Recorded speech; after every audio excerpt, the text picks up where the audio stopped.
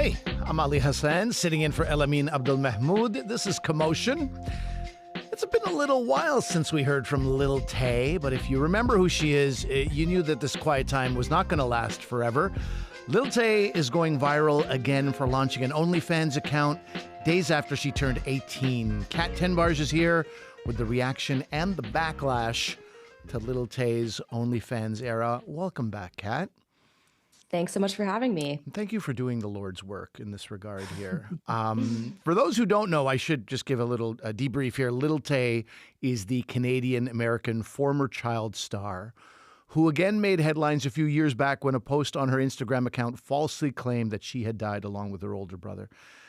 But before we have this chat, Kat, I think we should listen to Lil Tay flex on Instagram about claiming to have made $1 million in just 3 hours after launching her OnlyFans account.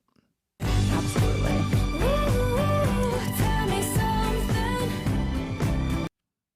You already know what the going on. We just broke the link record with the youngest link of the century. $1 million in a couple hours. I'm still the youngest one doing it. For all the grown-ass haters who've been hating since I was 9 years old, look at me now. What y'all got to say? So for everybody out there, do whatever the hell you want with your life. Who gives a f what people have to say? Oh, the children are the future. Kat, OnlyFans has been around for some time, and Lil Tay is by no means the first celebrity or influencer to join it. So what is it about her specifically that's garnered or generated so much attention? So her marketing campaign around this OnlyFans launch, as we just saw in that video, is she claims she's the youngest person to ever do this. And right out the gate, she's not. There have been many other 18-year-old women who have done exactly this because it is a very successful marketing tactic, and it stokes a lot of outrage because this idea is that she was teasing her OnlyFans launch while she was still 17, while she was still a minor. And the idea is that literally the minute she turned 18 years old at 12:01 a.m. on her birthday, she started creating this type of content. So let's talk about this type of content. Generally OnlyFans has the NSFW and the SFW, the not safe for work, safe for work. What kind of account does Lil Tay have? So it's interesting because, again, with the marketing, she's teasing it as if it is sexually explicit or nude content. And so I personally have not paid the $19.99 subscription fee to check it out. I don't judge you for that, yeah. There's been reporting on this from outlets like TMZ, essentially saying that she's not making NSFW content. She is basically just putting the type of content she's been doing on Instagram for years now behind a paywall. So it's flirty, it's suggestive, but it's not pornographic. Okay, so let's talk about, I want to talk about the, longevity of this sort of plan. Is there a plan here? But Lil Tay, right after dropping or launching her OnlyFans account, she also dropped this. You already know what the f going on. We just broke the link record. Not that, but the song.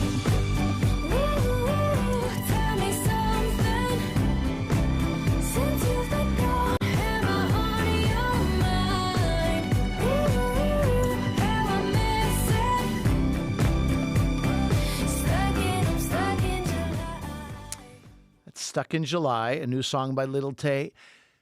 It's fine, It's like yesterday we did a segment on the worst song ever. I don't think it belongs there, but it's also not going to win any Grammy Awards or anything like that. But here's the bigger issue. The timing of this song has some people wondering if Lil Tay opened an OnlyFans account as a marketing stunt just to promote this music video. What do you think about that? Does she actually want to be a singer? She doesn't have a repertoire. She doesn't have an album. Is this what she wants to do? Is this just one of the things that Lil Tay has in her gallery? So I think based on how she has talked about music over the course of her viral fame, it seems like this is something that she wants to do. And she's been making music for a couple of years now. And when she releases music, this is not the first time that she has pulled some outrageous stunt to promote it. And in the past, like for her debut single, that kind of a stunt has worked in terms of getting a burst of attention, a burst of eyeballs on the music. But what she lacks, and I think what is sort of the problem she's going to keep encountering, is that this isn't a sustainable way to build a music career. Right. And also the person that we see in these videos, you know, we heard it in the clip played earlier, and then the singer seemed like very different people. Can we talk a little bit about this image that she's creating for herself? Yes. So this persona that she was sort of exhibiting in that video where she's like, I'm still the youngest person to ever do it. I'm still the flexer. This dates back to what she refers to as when she was 9 years old. I remember She's it well. always Yep. She's always kind of exaggerated her age. Like she wasn't actually that young when she started. She was a little bit older. But this is the Lil Tay persona that most people are familiar with. And what is really interesting about that persona is that it's extremely manipulated, and she was coached into it by her older brother. And that's kind of where the Lil Tay story originates is, you know, several years ago when she first went viral online, you had this very young girl performing this very crude and crass sort of viral shtick. And as it soon came out, she was being coached from behind the camera to do and say these things, which leaves a lot of questions. Even now, I kind of wonder how much of this is of her own volition and how much is she still being coached or manipulated or influenced by those around her. Right. Yeah, I remember, and not fondly, a 9-year-old Lil Tay sitting in a Mercedes. She was not nearly old enough to drive, sitting in the driver's seat and throwing out a bunch of cash that probably wasn't her own. That was her first sort of viral stunt. She started with viral stunts. She's, again, you know, there was the faked death or the, you know, alleged death, and then there's this happening here. If you know, we're talking about this is not sustainable. You're saying that, Kat. So where could she go from here in your mind? So one thing I've been thinking about with like how she could continue to capitalize on sort of her own fame is sort of this idea of there are tons of unanswered questions around the death hoax, around who is in her life and who is encouraging her and manipulating her to do these things. So I would imagine that the hype around the OnlyFans it's already starting to die down. Like these things have a very short time frame on the internet, but in a couple of years, I wouldn't be surprised if she tried to capitalize on the trend we've been seeing of former child stars releasing memoirs, doing interviews, doing social media content, podcasts about what that time in their life was actually like. So I think that's going to be the next sort of evolution of Lil Tay. Interesting. So this ambiguity that we are like, who's pressing the buttons? Who's literally pressing the publish button? Who is managing her? Right? Because this is not your standard run-of-the-mill talent agent would not want to touch this, I imagine, right? I would say so. And, you know, in my years of covering the creator industry, I've always found that the talent managers and agents in this like influencer space are the seedier version of the mainstream Hollywood sort of industry, which says a lot if you know about either industry. The seedier version of something that's quite seedy already. Absolutely. So, okay. So a book one day that I hope my children never ask to receive that as a gift, but maybe that's what we see. But listen, before we go, I've got about three and a half minutes with you. And yes, we're talking about Lil Tay, but there is definitely a bigger story here that I think it's important to touch on this. And it is about OnlyFans, and it is about the push to censor the internet, right? You had said in this article that you wrote that there have been viral posts about calling for the imprisonment of Lil Tay and the banning of OnlyFans. So there's this push to censor the internet. There's this push to make it safer for children. You have been thinking about how this is having other unintended consequences. Can we talk about that a little bit? Absolutely. So, over the past several years, we've seen this massive legislative push around the world, particularly in Western countries, to do something about child safety and online platforms. And most recently, we've seen in the UK this rollout of child safety legislation around the internet that is having all of these unintended consequences, but it's things that privacy experts and digital safety experts have been warning about for years. So, for example, in the UK right now, you have to upload your government ID or submit to some for profit shady identification software if you want to access tons of different subreddits, including subreddits for teenage girls to get information about their period. So, this is the kind of thing where, in theory, this is supposed to help children, this is supposed to keep them safe. In practice, it's restricting and blocking their access to important resources that they might not otherwise have. And you can see, even in the case of a child like Lil Tay, who might be being exploited, a lot of resources and information about children is being blocked off from these children. And the only way that you can get access to it is if the platforms hosting that material are able to comply with these regulations. But the reality is that it is so costly and so prohibitive that we're going to see a ton of the internet just completely walled off, shut down, and faced with enormous fines that they can no longer continue to operate. Do you have any idea of what government agencies would say if they're, approached with this? Like, hey, young girls can't get basic information that they need because of this. What do they have a response to that? It's interesting because a lot of advocates and experts in these different areas have been raising these questions with legislators for years. But what we're seeing is that there's a lot of sort of propaganda and misinformation and really emotionally charged sort of discourse around these issues. So, like over in the US, you have these parents groups where a lot of times it is parents of children who have died in some sort of case that is linked to they bought drugs on Snapchat or they were groomed on Facebook or all of these different things are happening. And so legislators are saying it's worth the risk, it's worth the risk. What they don't understand is that it's actually going to put kids in more unsafe situations than if this type of legislation had not gone into effect. Right. Okay, we'll leave it there, Kat, until the next Lil Tay stunt, or maybe hopefully before that. We'll see you again soon. Thank you. Thanks for having me. Kat Tenbarge is an internet culture reporter based in New York. You can follow her work on her newsletter, Spitfire News.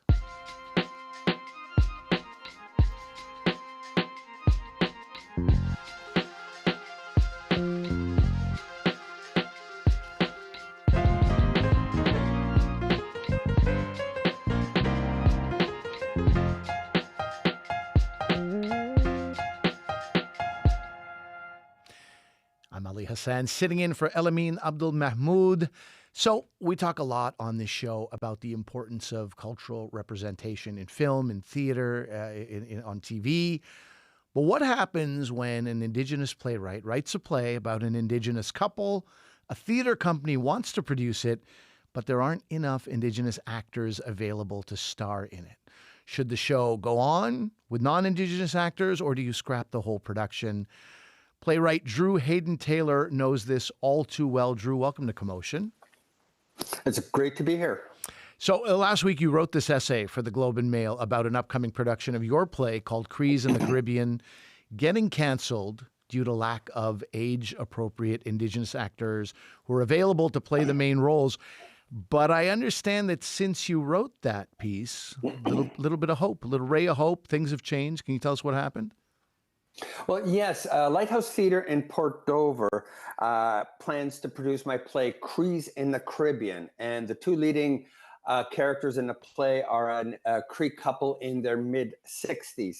And it can be problematic, depending on the time of year and who's available and all that, to properly cast it. Because there's not a basket full of Indigenous actors of that generation available out there.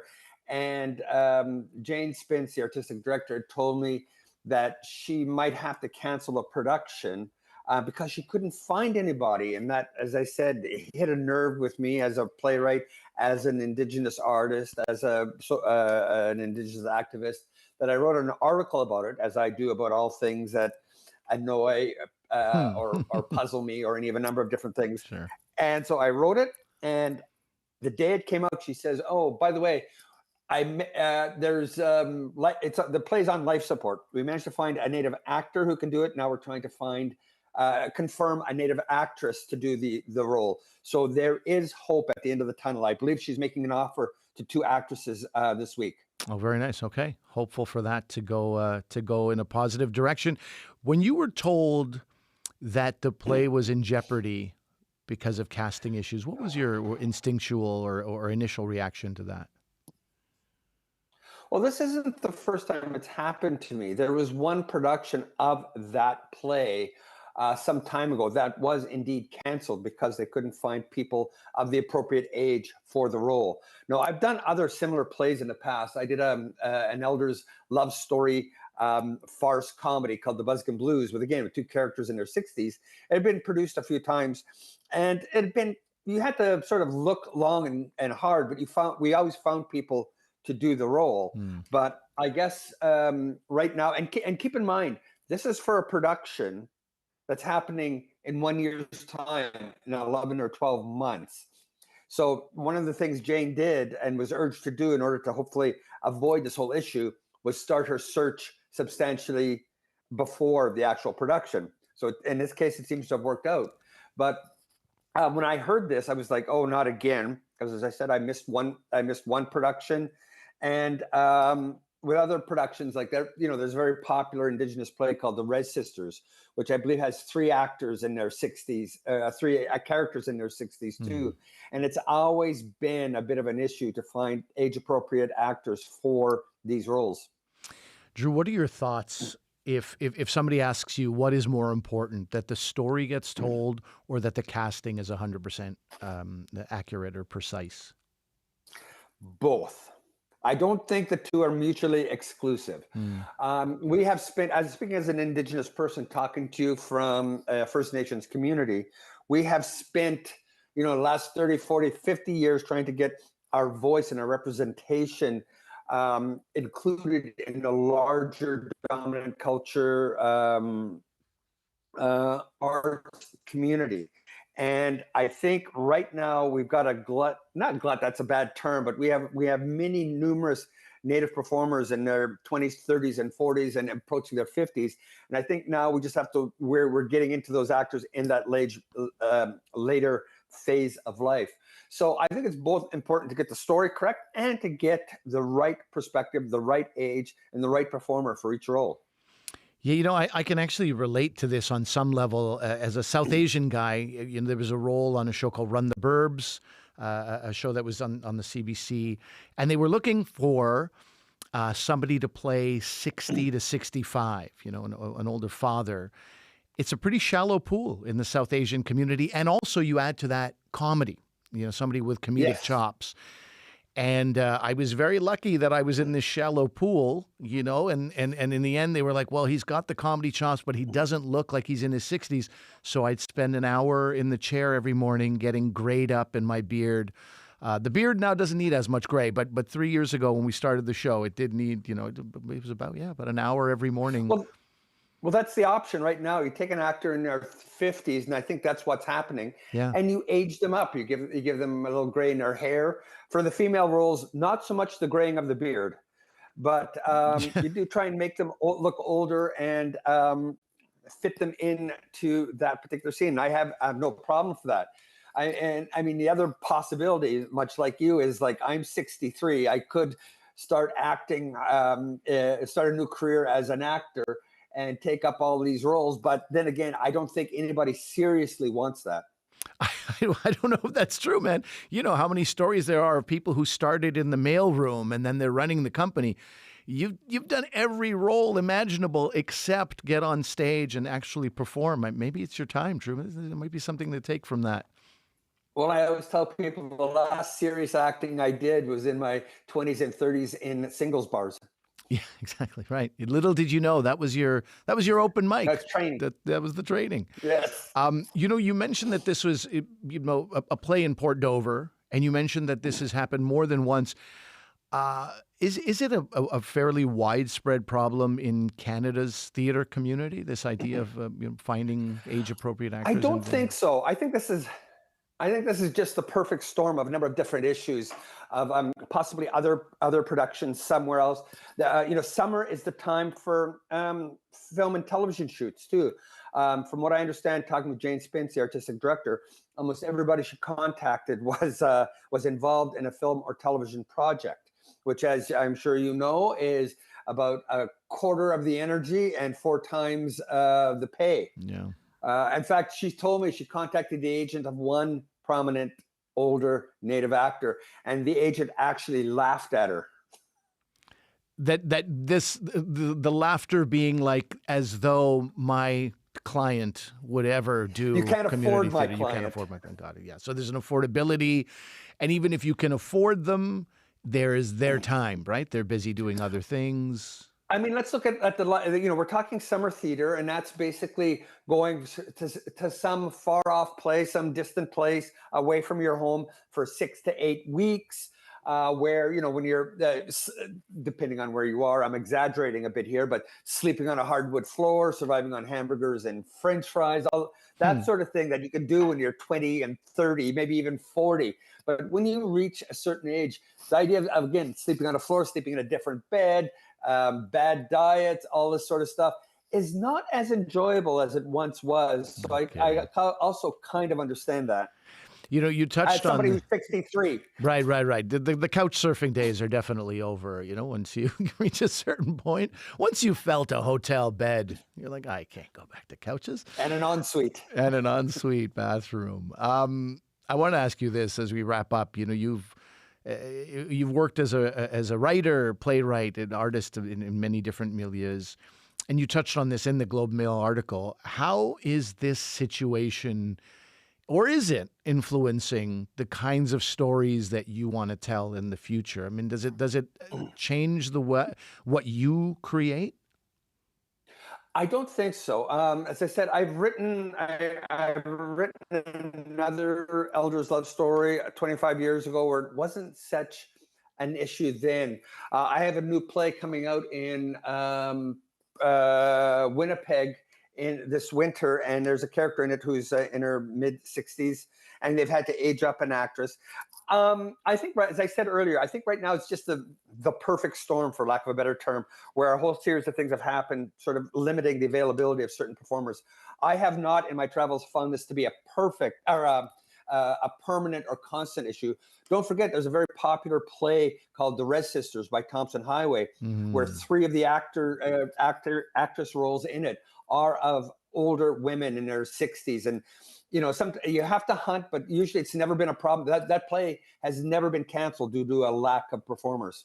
Right on. Okay, well, Drew, we'll leave it there. Thanks for this chat, and of course, I'm going to see you in person in a few weeks, or about a little less than a month's time, in Brockville, at a writers' festival that is not at risk of being canceled, from what I understand. So we'll see each other in person very soon.